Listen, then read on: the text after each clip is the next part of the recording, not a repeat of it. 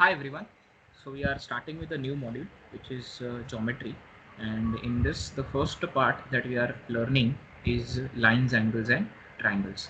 So the one thing about entire geometry module is that all of them are going to be the standard properties and the proofs of the theorems and things like that. So unless and until you don't remember these all properties and the theorems and their proofs, you won't be able to apply them while solving the question. So it's a huge chunk. Let's start with this very quickly.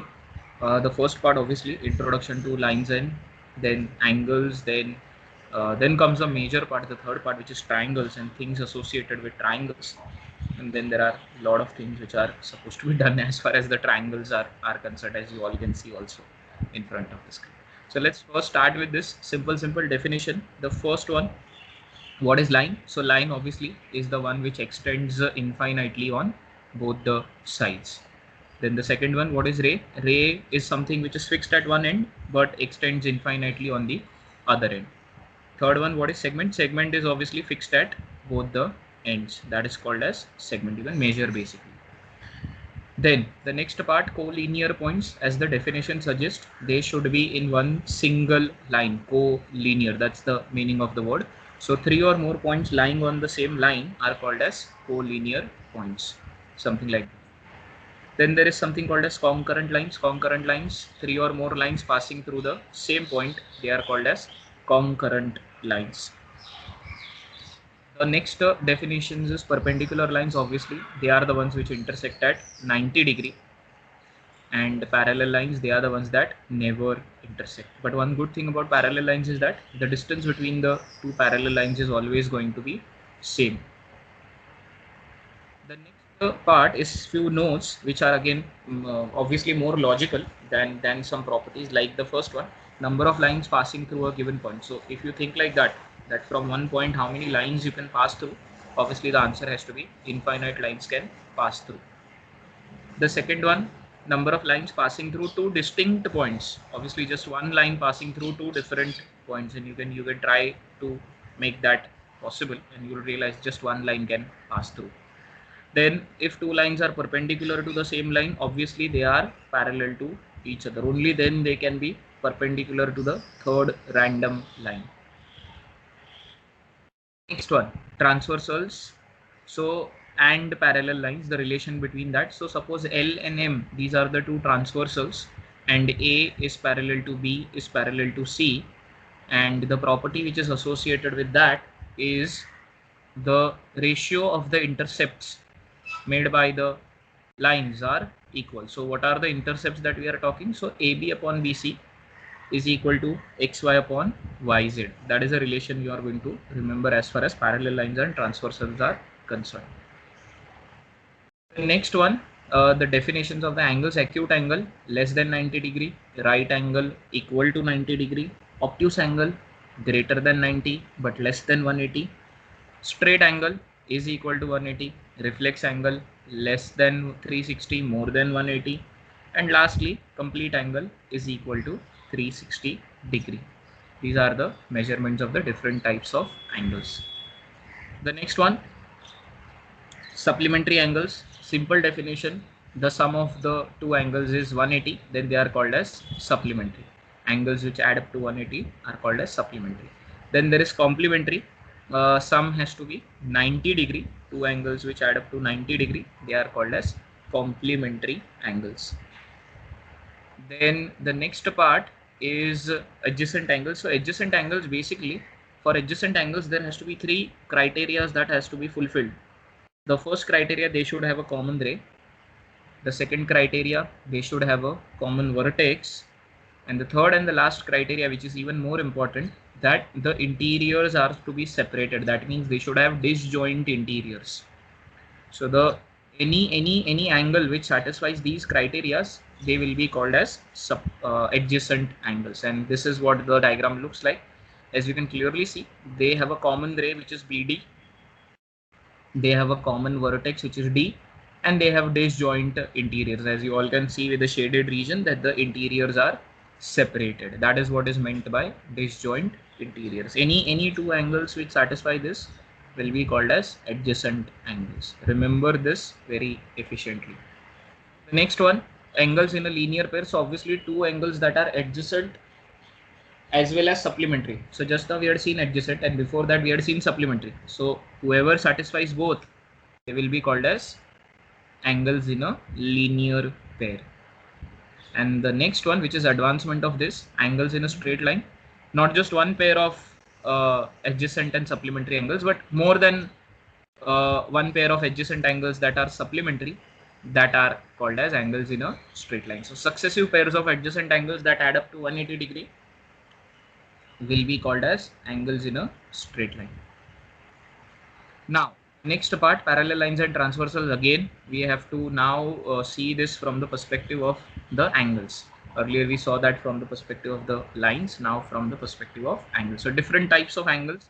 First one, corresponding angles will be AW, CY, BX and DZ. These are the four pairs of corresponding angles.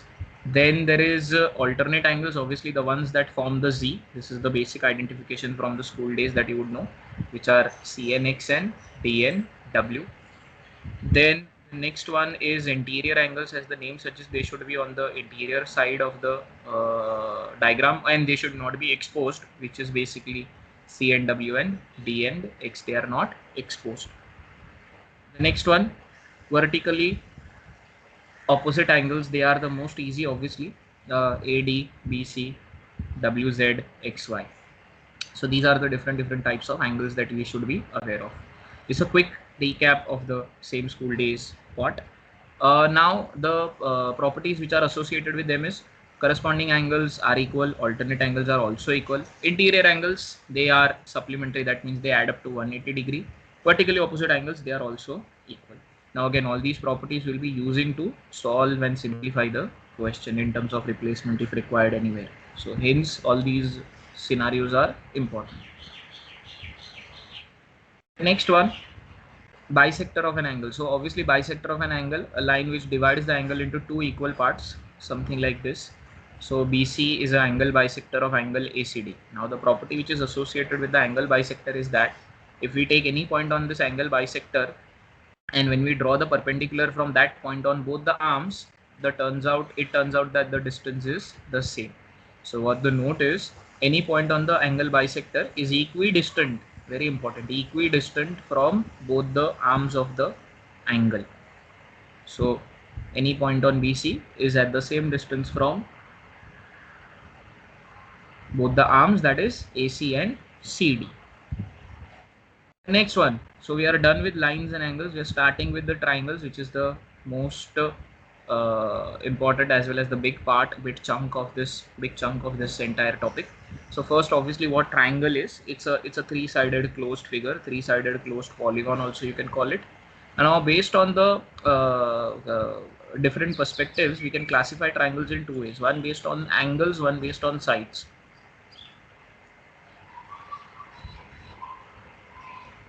So let's start with the first part, which is based on the sides. So based on the sides, triangles are classified in three ways. If all the sides are equal, it is called as equilateral triangle. If any two sides are equal, it is called as an isosceles triangle. If no side is equal, then it is called as scalene triangle. So this is how you can classify the triangles based on sides. The second classification, as I said, is based on angles. If one angle is 90 degree, it is a right angle triangle. If one angle is more than 90, it is obtuse angle triangle. And one angle is, all the angles are less than 90, then it is acute angle triangle. So these are the two classifications. Then the next part is some properties, and these are going to be one of the very critical and important properties as far as triangle formation is concerned. So sum of all angles of triangles, we already know it is 180 degree, but we'll prove that now. So we have three angles of the triangles, which are A, B, C apparently. Draw a line which is parallel to the base. And now using the property of alternate angles, we can also say that the ones that are beside A, the two angles can be C and B because of the alternate angles. The ones that form the Z, you can clearly realize that now. And obviously, the sum of A plus C plus B in that straight line has to be 180 degree angles in a straight line. And this is why we can prove that a plus b plus c, which are also actually the angles of the triangle, and hence we are sure now that sum of the angles of the triangles is 180 degree. This is the proof behind this small one-liner proof, but still these things count as well. There will be a lot of new revelations for you in this entire geometry module throughout those chapters, because some things we already knew from the school days, but now we will also come to know that why it is like that, and then that's quite a bit of the fancy part if you really enjoy that. Okay, the next one is basically the two new properties as far as triangle formations are concerned, that sum of the two sides of the triangle is always greater than the third side. So remember this very critically. Sum of any two sides of the triangle will always be greater than the third side, and obviously the difference of the two sides of the triangle will always be lesser than the third side. So sum of any two sides greater than third side, difference of any two sides always going to be less than the third side. So this makes sure that the triangles that we consider, the measurements of the sides, they cannot be any random numbers. They have to fulfill these properties. Only then you can say that they are the sides of the triangle. The next one, obviously, as you can see in this triangle, it's an obtuse angle triangle, and the angle which is more than 90, the side opposite to that is the largest side, and obviously the side opposite to the smallest angle is the shortest side. So that is one property, one common sense again. Side opposite to the largest angle is always going to be the longest, and side opposite to the smallest angle is always the shortest, and side opposite to equal angles are equal. That goes without saying again. The next one, perimeter. Perimeter is, always remember the standard definition, sum of all sides. So triangle has three sides, so perimeter will be a plus b plus c, sum of all three sides. Then there is something called a semi-perimeter, as the name suggests, commonly denoted with letter S, small s, which is half of the perimeter. Then the next one, the different types of triangles that we can form. So if a plus b, a, b, c are the three sides of the triangle, then if this relation is hold true, I mean a square plus b square is greater than c square, then the triangle is called as an acute angle triangle. If a square plus b square is equal to c square, obviously it's a right angle triangle, Pythagoras theorem. And then the last one, a square plus b square is less than c square, it's an obtuse angle triangle. So these all properties will also tell you, these three classification, that which type of triangle that you are getting exactly based on this small calculation. Next one, exterior angle of a triangle. So obviously let's draw first the exterior angles. So B ka exterior angle X, C ka exterior angle Y, and A ka exterior angle Z. Now we already know that A plus B plus C is 180 degree, which is sum of the angles of the triangle. And if you analyze one of the straight lines at the top, probably along with A and Z, what you realize is that A plus Z will also be 180 degree, because they are angles in a linear pair. And when you compare both the relation, what you see that we have effectively replaced B plus C by Z, and that is exactly what the theorem is all about. So Z is the exterior angle of angle A, and that has been replaced with sum of B and C, which are far away from Z first of all, and they are also on the inside of the figure, inside of the triangle, and that is what the official statement which is coming up right now, that the exterior of a angle of a triangle is equal to sum of the remote interior angles. Each word has so much importance, remote as in dur, interior as in which are situated on the interior part of the diagram. So similarly, for the other two exterior angles, we can write the same relation, that is x is equal to a plus c and y is equal to a plus b. That is exterior angle theorem for you. Then the next one, lines and points inside the triangle. This is also one of the biggest chunk that you need to remember. So there are 4 lines and 4 points inside the triangle. The first line is median. We'll see all the lines first and then each of their points respectively and their properties together. So median is defined as the line joining the vertex to the midpoint of the opposite side is called as the median. The second one, altitude, which is basically the height of the triangle. perpendicular drawn from the vertex to the opposite side. The third one, angle bisector. So obviously a line which will bisect the vertex angle is called as angle bisector. And the fourth and the last one, perpendicular bisector of the sides. Now obviously the three lines that you are seeing, they are starting from the vertex, but this is slightly unique, the fourth one, perpendicular bisector of the sides, because it starts from the base. So it should satisfy two things. Not only it should bisect the side, but it should be also perpendicular to that. And because of which it may pass through the vertex or it may not pass through the vertex depending on the symmetry of the figure. And hence this is a way, the reason that it has been drawn a little off center, because it is entirely going to depend on the symmetry of the figure, whether it is going to pass through the vertex or it may not pass through the vertex. So perpendicular drawn from the midpoint of any side is called as perpendicular bisector of the sides. So these are the four lines inside the triangle, and now the points which are associated with them and all the properties which are associated with them is what we are going to see. So the first point which is associated with the first line, which is centroid. So centroid is called as point of intersection of all the three medians. So when I join all the three medians, when I draw all the three medians, they will intersect in one point, which apparently is centroid, which is commonly denoted by letter G. And now we are going to see the properties of medians and centroids. So the first property, a median divides the triangle into two triangles of equal areas.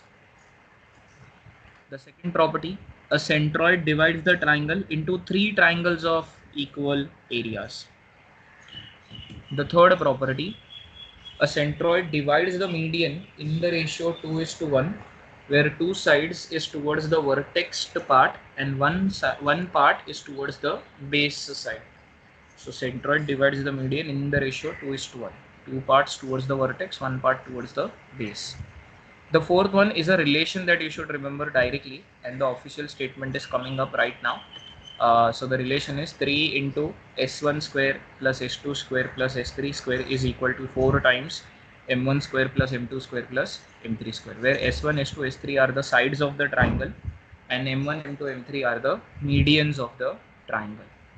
So what the statement can be, that 3 times the sum of the squares of the sides is 4 times is equal to 4 times sum of the squares of the medians. Then the next one is the Apollonius theorem. Apollonius theorem, one relation you should remember straight away, which is AC square plus AB square is equal to 2 times AD square plus 2 times BD square.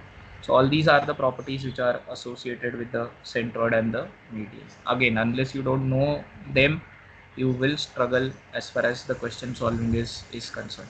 So your first job is to make sure you know them very clearly. Now, the second point which is associated with the second line, the point is first of all called as orthocenter, and the pattern is the same pattern. So जैसे centroid तीनों medians का intersection था, वैसे orthocenter तीनों altitudes का intersection होगा, commonly denoted by letter O. And now the properties of the orthocenter, one of the smallest things. The first property is angle at the orthocenter is supplementary with the corresponding vertex angle. That means angle COB and angle CAB, because the corresponding vertex angle, they are supplementary, as in their sum is 180 degree. That is how you can remember, so that you can apply it anywhere else as well. And the second property is a relation that you will get after using Pythagoras theorem 2 times, which is AC square minus AB square is equal to CD square minus BD square. So as you can see, if you consider the original triangle ABC, and there is this line perpendicular drawn AD on the base BC. So because of that perpendicular AD, the main triangle ABC has been divided into two right angle triangle, ACD and ADB. So use Pythagoras in ACD as well as ADB, and then you will realize that AD is the common side, and then you equate it accordingly, and with some steps of simplification basic, you will have this relation. AC square minus AB square is equal to CD square minus BD square. So these are the only two properties as far as orthocenter is concerned. Apparently seems to be the best compared to centroid, obviously. The third one, the third point, which is called as incenter, which is the angle bisector of all the, point of intersection of all the angle bisectors. commonly denoted with letter I. The properties which are associated with in center is the first one, angle at the in center is 90 plus half the corresponding vertex angle. That is angle CIB is equal to 90 plus half of CAB, the corresponding vertex angle. That's the first property as far as in center is concerned. Then there is something called as angle bisector theorem, because angle bisector is what we are using, and that theorem is a simple relation you should remember, which is AC upon EB is equal to CD upon BD. The third property, this angle bisector, the intersection which is in center is equidistant from all the three sides. So it is like when we draw a perpendicular from the in center to all the three sides, the distance will be equal, and that distance is called as in radius, or commonly denoted with small r. And what we are gonna do is, obviously, if you recall back from your school days, that we used to keep our compass on this point I and take the radius as a distance in the compass, and we used to draw a circle, and that circle should touch all the three sides from inside. And obviously it never used to happen, and we used to manipulate it big time. So this is called as the in center, and the radius is called as the in radius. Why we are doing all of this again right now? Because we are going to get a formula of area of triangle with respect to in radius, and hence the formula of area of triangle is also given by in radius into semi perimeter, that is small r into small s. So this is the important part why we are learning in center right now. We are getting a new formula of area of triangle. So that's about in center, which was the third point. The fourth and the last point is associated with the fourth line, which is circumcenter. Point of intersection of all the three perpendicular bisectors is called as circumcenter, commonly denoted with letter C. The properties which are associated with circumcenter, the first one, angle at the circumcenter is twice the corresponding vertex angle. That is, angle RCQ is 2 times angle RPQ, corresponding vertex angle. The second part was, if you remember, the in center is equidistant from all the three sides, whereas the circumcenter is equidistant from all the three vertices. So from all the three vertex, it will be at the same distance, which will be called as capital R, which is the circumradius. And again the same exercise, keeping your compass at point C, taking the distance equivalent to r in the compass and drawing the circle, you realize that this circle will pass through all the three vertex, something like this. Again, never used to happen, we used to manipulate. And this circle is called as circumcenter, and the capital R, the radius, is called as circumradius. Again, the importance of this is we are going to get another formula, new formula for area of triangle. So area of triangle in terms of circumradius is given by this formula, which is ABC upon 4R, where ABC are the three sides of the triangle. So folks, these are the 4 lines and 4 points inside the triangle, which you have to remember, because there are a lot of new relations, lot of new formulae that you have seen, which will be used again and again as far as the solving is concerned. Now the next part is, which is associated with this only because of the symmetry of the figure, that in case of an isosceles triangle, the 4 lines that we have just now seen, which are median, altitude, angle bisector, perpendicular bisector, they will be the same line for the vertex. So they will not be 4 different lines, but it will be one same line, which will be everything for one particular vertex.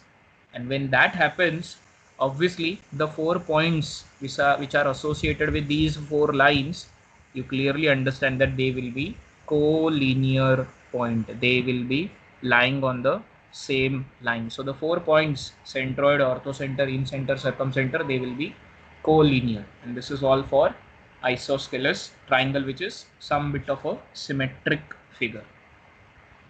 Now, what can be further more symmetric than isosceles? Obviously equilateral triangle. So even further more consolidation. So all the 4 lines will be the same line for all the 3 vertices, not just for one vertex, but it will be the same line for all the 3 vertex. And if that happens, the 4 points, they will not even be collinear, clearly, as you can see in the diagram, there will be the one same point only, which is orthocenter, circumcenter, incenter, centroid, and all of that, and that is called as concurrent. If you remember the first of the few slides where we learned concurrent lines passing through lines passing through one point are called as concurrent lines. That is what the lines then turns out to be. So these are the consolidations that will happen if the figure is a symmetric figure. If it is isosceles, some bit. If it is equilateral, all the way more symmetric results and conclusions that you will find out. Next part now, properties of the special triangle. So obviously area of triangle, whenever you think of this, 5 formula should come to you. The first one is the Heron's formula, which is again from the school days, square root of s into s minus a, s minus b, s minus c, where s is the semi perimeter, a, b, c are the 3 sides of the triangle. The second one is your vanilla simple formula, half into base into height. This should come naturally to you. The third one is slightly new, which is half into AB sine theta, where theta is the angle enclosed between the two sides AB. And the fourth and the fifth one are the two new formulae that we had just now learned, one from the in radius, one from the circumradius. So for in radius, it is small r into s, in radius into semi perimeter. And for circumradius, it was ABC upon 4r, where capital R is the circumradius, ABC are the sides of the triangle. So depending on what data you have, you need to use any one of them, and hence it will be very critical that you should remember all of them, because you don't know what kind of information you will be dealing with as far as solving is concerned. The next one is equilateral triangle. Obviously some specific properties related to that. So the first one is the height of a equilateral triangle, which is given by a relation root 3 by 2 times the side. Remember this, very important. Then because it's an equilateral triangle, so one line is everything and one point is everything. So if it is a centroid, and then that becomes the median, and then centroid and median ka property, that centroid divides the median in the ratio 2:1, 2 parts towards the vertex side, 1 part towards the base side. And then because this is in center, so that one part becomes your in radius, and because this is circumcenter, that 2 parts becomes your circumradius, which is capital R. Because if you remember, in radius is equidistant from all the 3 sides and circumradius is equidistant from all the 3 vertices. That is why small r and capital R. And then you can clearly see that the capital R is 2/3 of the entire height, and small r, which is in radius, is 1/3 of the entire height. Then if required, you can just substitute that height as root 3 by 2 times the side in both the expressions, and you will have the further simplification. I would not want to do that right now, that's okay. But you need to remember these relations, and this is only and only applicable for equilateral triangle because of the symmetry of the figure and because of the consolidated properties that we had seen in the previous slides. In radius is 1/3 of the height, circumradius is 2/3 of a height of an equilateral triangle, which itself is root 3 by 2 times the side. Remember these all things. You can use them directly. You will not have to think. The next part is area of an equilateral triangle. Again, a formula. You can use half into base into height, but you can also use directly root 3 by 4 into side square. Root 3 by 4 into side square.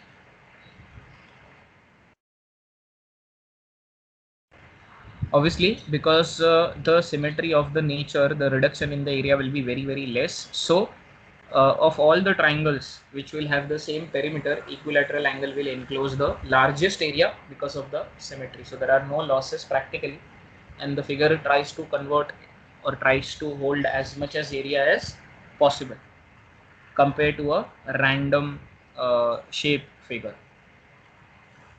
The next part is right angle triangle. The moment we think of right angle triangle, Pythagoras theorem is what we should be thinking of first. Here if we apply that, we get a square plus c square is equal to b square. Sum of the squares of the two sides is equal to square of the hypotenuse. Then there is something called as Pythagorean triplet. So in simple words, the numbers which satisfy Pythagoras theorem are called as Pythagorean triplet. and if they satisfy Pythagoras theorem, that means they have to be the sides of the right angle triangle, because only then they can satisfy the Pythagoras theorem.